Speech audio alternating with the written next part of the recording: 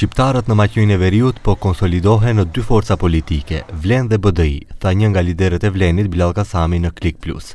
Sipas tij, çdo kush që largohet nga Vlen, largohet me pretendimin për t'u bashkangjitur BDI-s, dhe çdo kush që largohet nga BDI do të jetë pjesë e përfaqësimit të shqiptarëve në qeveri.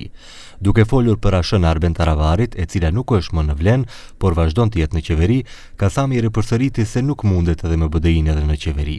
Fazën aktuale e quan fazë riorganizimi dhe thekson se për përfaqësimin e shqiptarëve në qeveri vendos Vleni. Do më thonë nuk vendos Mickoski, po vendos Vleni. Po është kështu. A më është kështu? Kështu me zopo po e thonë unë. Do më thonë s'mundet Mickoski me vendos, kryeministin djes, nëse e mban apo jo Arben Taravarin.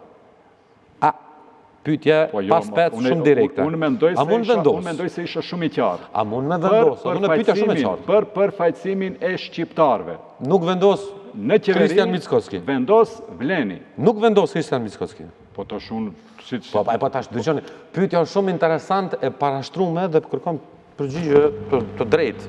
Vendos Vleni, okay, po nuk vendos Mickoski. Edhe unë po jap një përgjigje të drejtë. Pra, kemi një marrëveshje mes VMRO-s dhe Vlenit.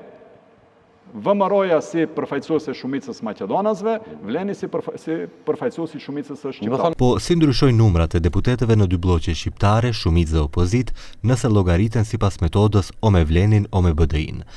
Nëse nuk llogariten 5 deputetët e Ashës së Taravarit, grupi parlamentar i Vlenit mbetet me 9 deputet. Nga ana tjetër, Fronti Evropian aktualisht ka 17 deputet, por pa 3 deputetët e komuniteteve tjera i bie se ka 14 deputet shqiptar.